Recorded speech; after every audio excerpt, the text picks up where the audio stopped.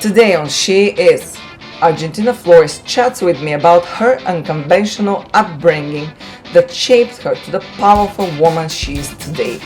Plus, Riboli talks about how finding our passion can bring more balance in our lives. And Krassi Varbanov shares how her creative outlet helps her balance career, motherhood, and a blog.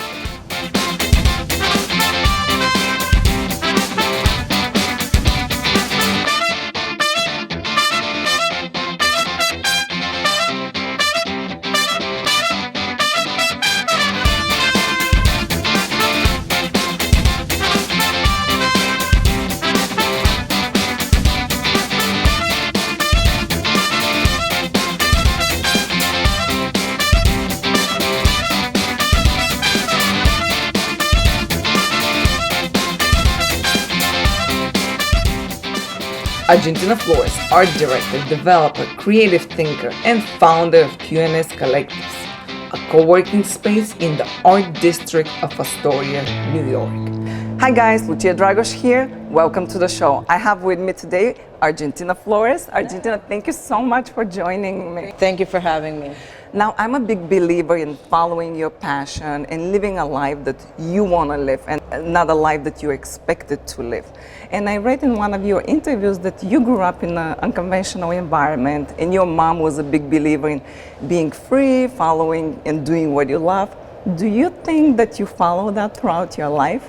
Yes, absolutely. If I denied that, I'd be insane. I have to say it wasn't conscious. You know, my mom, I love to say she was a bit of a hippie, and yeah, it totally influenced who I am today.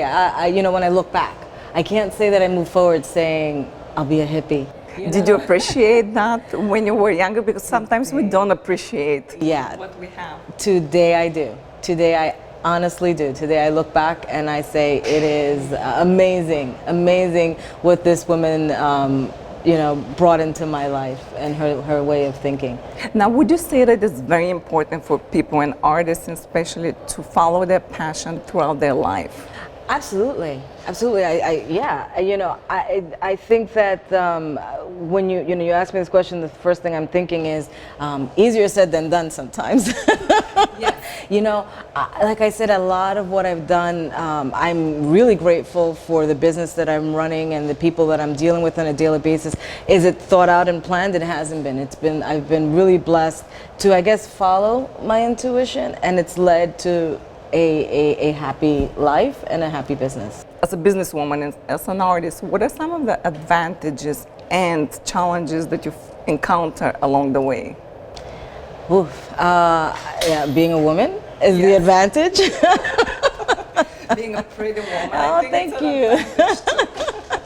Being a woman and having the woman's sense is such an advantage. And what I mean by that is the ability really to think things through. I think that it's in our nature as women, as mothers, to constantly process things, you know, before we do.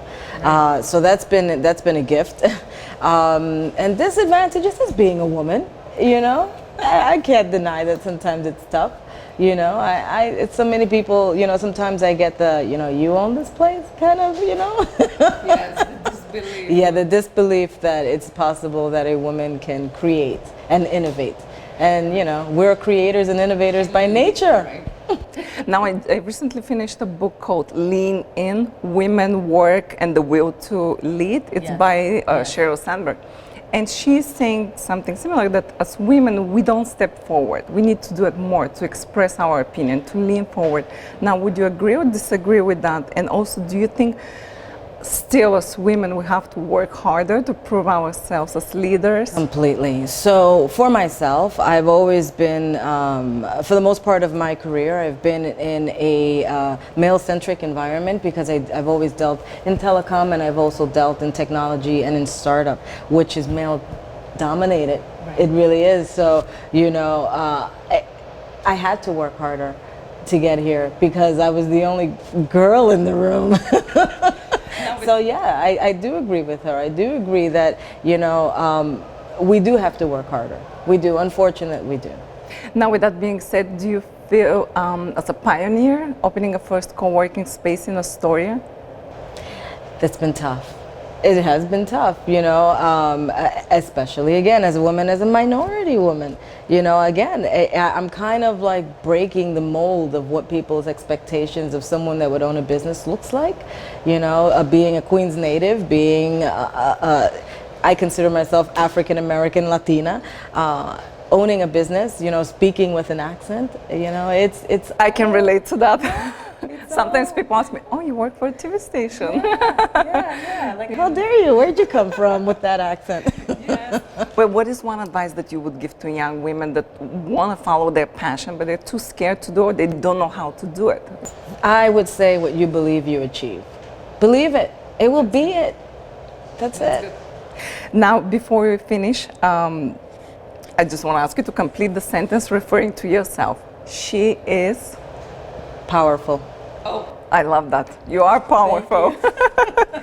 Thank you so much for joining me. It was such a pleasure. Same here. If you want to know more about Argentina Flores, go to her website, argentina-flores.com. And if you want to rent a space in her co-working space, go to the website, queenscollectives.com. That's QNScollective.com. We'll be right back after the break. Coming up next, direct, you act, you produce, you're an acting coach, you have a lifestyle blog. How on earth do you do that? I think if you do something that you love, it doesn't feel like work.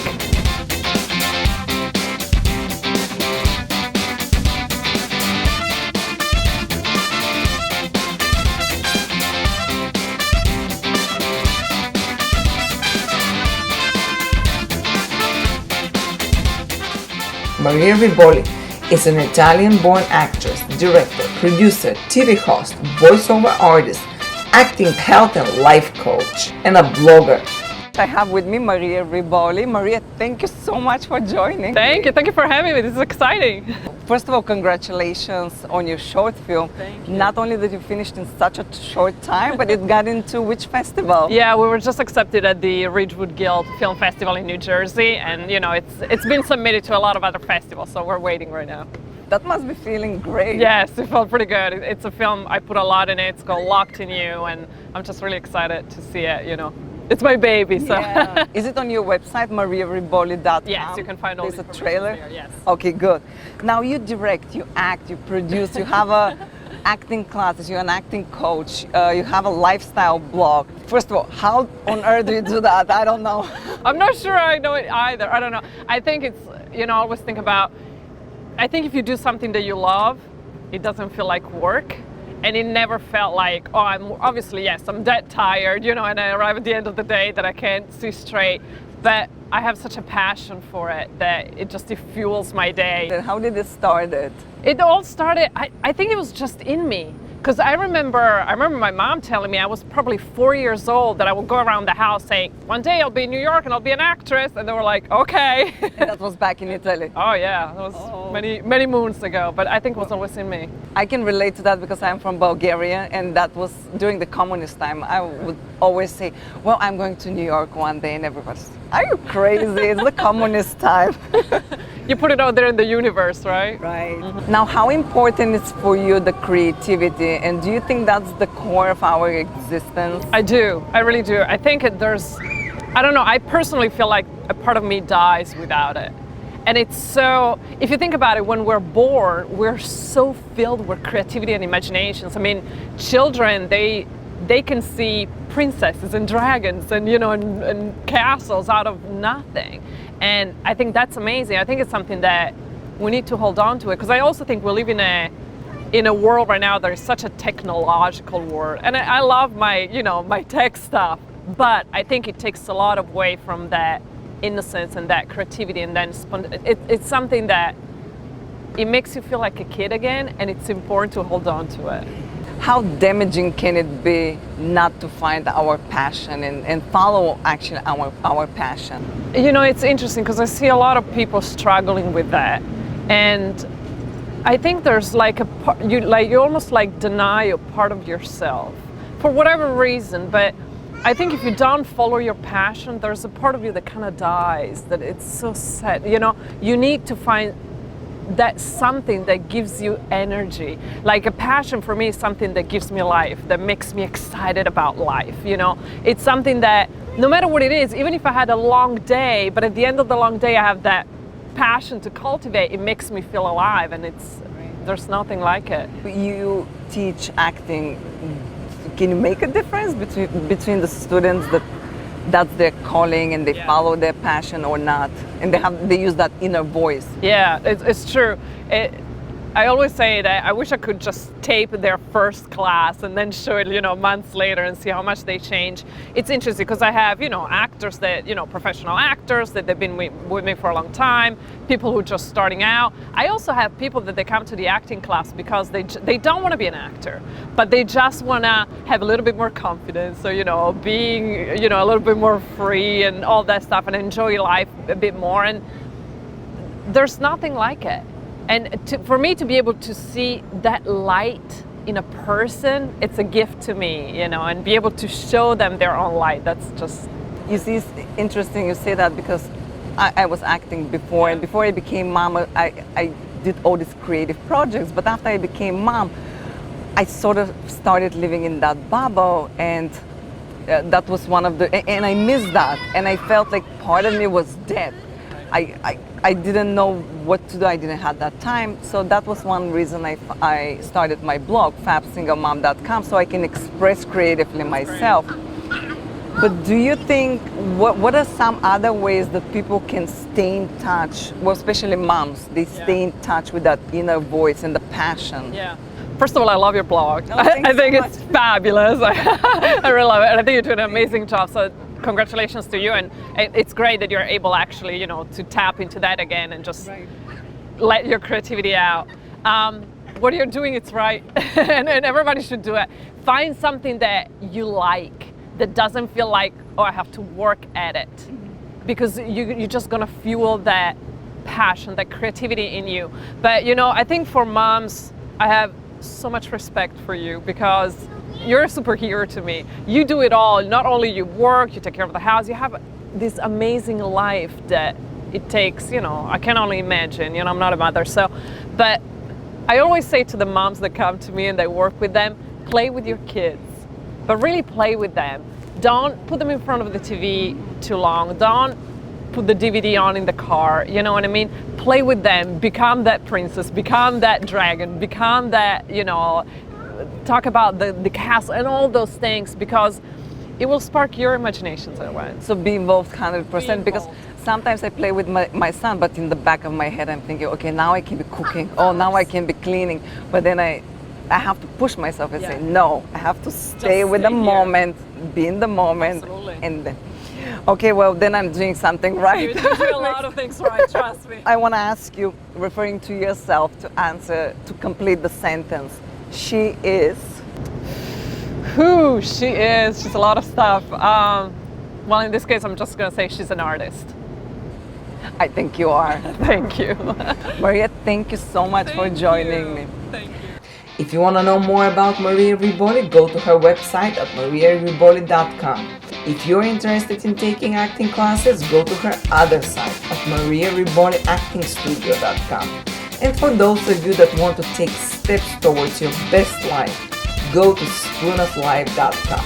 Coming up next, Evenings are the time that I want to scream. I have all my schedule for the day and the week, so and now I can have a beer.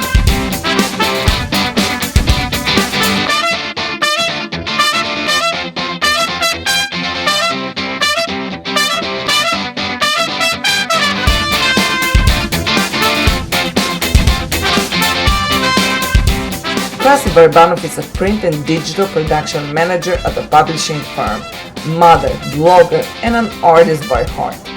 As a working mom, she missed spending time with her daughter and had the need to preserve and document her creative journey. That was the reason she founded her blog, imagibeans.com.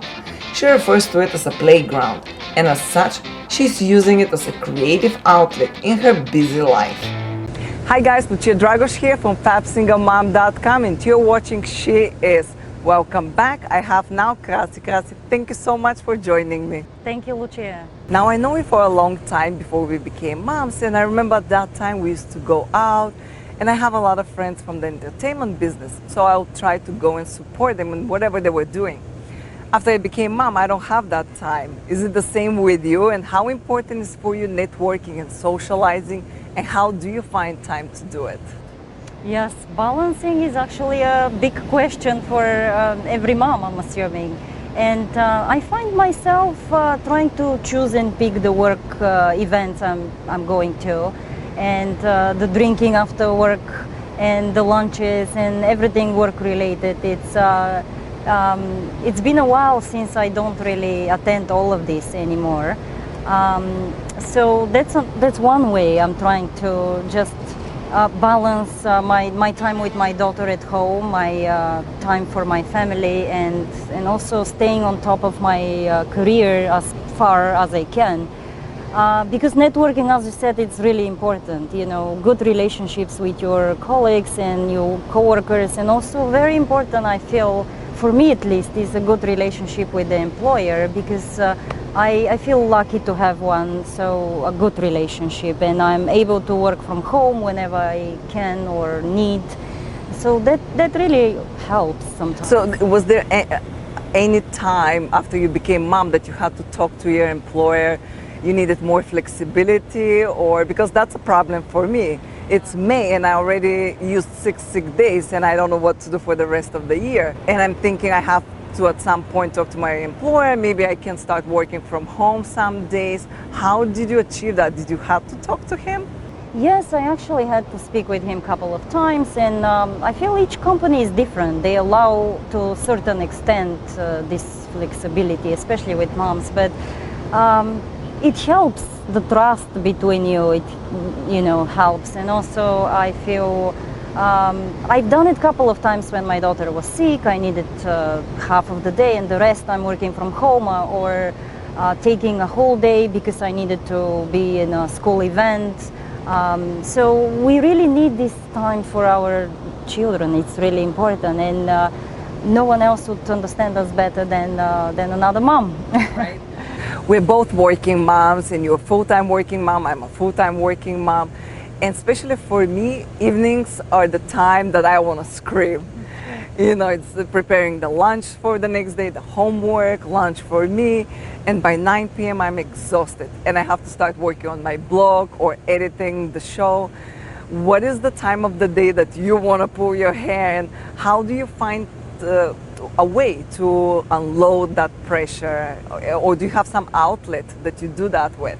The evenings, I count so much on the evenings, really. This time at the evening, when she's already in bed, I already, prepared everything for the next day. I thought what I should, prepare for lunch for her snacks and everything.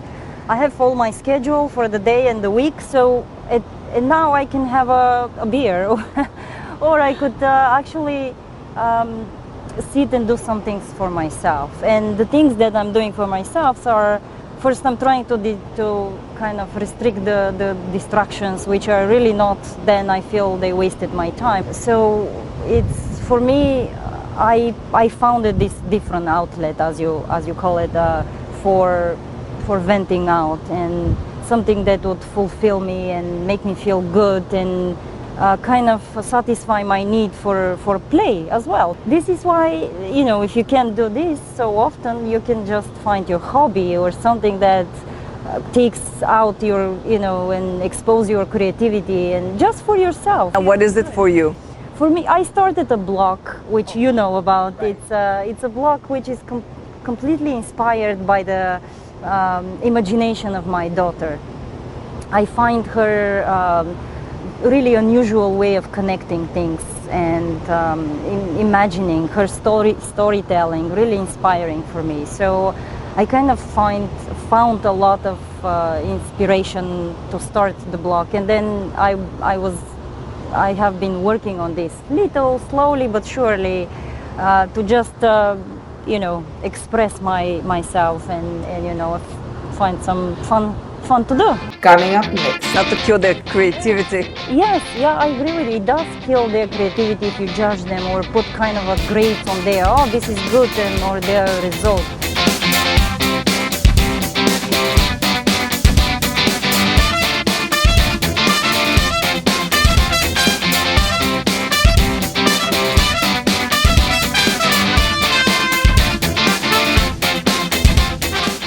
Now you mentioned the blog, and you kind of started for yourself, but also you're documenting your daughter's journey, how she expresses herself. As an adult, we always strive to find our inner voice. Do you think children already have that and we lose it somewhere along the way? I like the way you called it journey, because it is really a journey. We follow all our life. And I don't think they have their voice, but just it's so important to, and so inspiring for us to actually witness the way they search for their voice. And I feel as a mom, my obligation, and I feel very strongly about encouraging her to actually find her voice. And especially in these very early years when they need to express themselves, to feel confident, and to actually, and I think this is very much through creativity. Just encouraging creativity is something that we can do for them to help them not only find their own voice, but just pretty much assure they would have a good, confident life as human beings. Because creativity is everywhere. It's in building, it's in every kind of decision we make. Just thinking outside of the box is a creative way of looking at the world. Just don't follow and don't be so restricted by the things that, we live in so many rules that we created for ourselves. So just be able to have the confidence to actually try out things, connect things differently, will definitely help them. And I'm trying to totally encourage this as much as I can. And how do you do that? Are you always with her? I try to stay conscious about the way, about my involvement in her play, because I feel the play is really so important for kids, especially unstructured play, and play that they can just imagine and do whatever they want and follow their interests and passions. Because when they do this, it's their way to be creative. It's their way to explore, to mimic our adult life and the world they see around, to make sense of it, and to actually find themselves, as you call it, find their voice.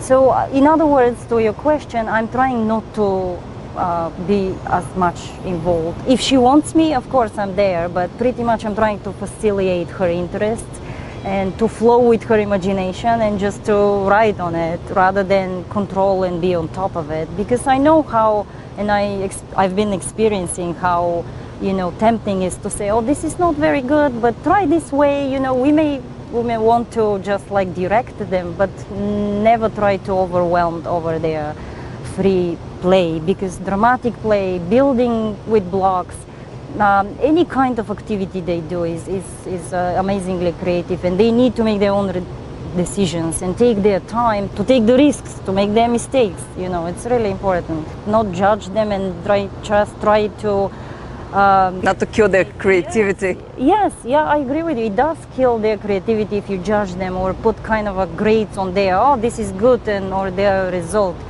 Pretty much just grade the result of their process. Because in creativity, the process is really what matters. It's not the outcome, really. My son likes building with Legos, constructing things. He's not into drawing, painting. Do you think that's a boy and a girl thing? I think it's a common idea that creativity is mostly related with the arts, which is not necessarily right, because in building, for instance, as I know your son, how good is he really, he's pretty much applying his sense of spatial relationships. He's applying his sense of balance, of calculating where to put things and how to put them so the structure doesn't fall out. So it's really important. These are really, I think, important qualities that he's building through building with blocks. And my daughter, for instance, is more into dramatic play, and I find this important as well, because this is how they code and they make sense of of our world. They mimic it and pretty much just tell stories through their play. So any kind of time and interest they can have, I think it's important for us to facilitate this process, and to in order to provide more materials, and you can, it's actually, the possibilities are endless. You can, in the sensory field, from clay, Play-Doh, to cornstarch and shaving cream, and building blocks and dramatic play, and all like play with the natural materials and dirt and digging for worms. All of this is so exciting for them. It's really teaches them so many things, and them making connections, and because they're not really very much kind of charged with our perceptions of things, they could actually make their own connections and use their imagination. So this is all creativity, and it's not really about drawing or painting necessarily. It's just about exposing them to all different variety of activities that they could flourish in. What I'm trying as a mom to do is just to give her the Lego over there. She's not so much into building, but the Lego is there. So if she feels like it's there, I'm providing it. So she has a space for drawing, she has a space for building, she has a space for her unusual use of materials. It's a lot of fun to observe them and to see how they actually create the connections we need to have for the adulthood. And this is why I was so inspired by my blog. It's really all about the connection she makes, the words she says, the storytelling, the things that she reads, we read together, and what ideas inspired in her. So it's been a pleasure, and I feel we all have a lot to learn from kids. Before we end, complete the sentence referring to yourself. She is? Oh, that's really a difficult question. That is a difficult question. Well, I think you are a creative angel. I'm trying to be, for my family and daughter specifically. Thank you, Lucia. Oh, you're very welcome. Krassi, thank you so much for joining me. It was such a pleasure. Thank you. It was a pleasure for me. If you want to know more about Krassi, go to her blog at imagibeans.com, and also while there, see how she finds ways to guide her daughter through her creative journey. Now I want to hear from you. Use the area below for your comments, and if you like this video, subscribe to our YouTube channel and share it with your friends. I'm Lucia Drago. See you next time on She Is.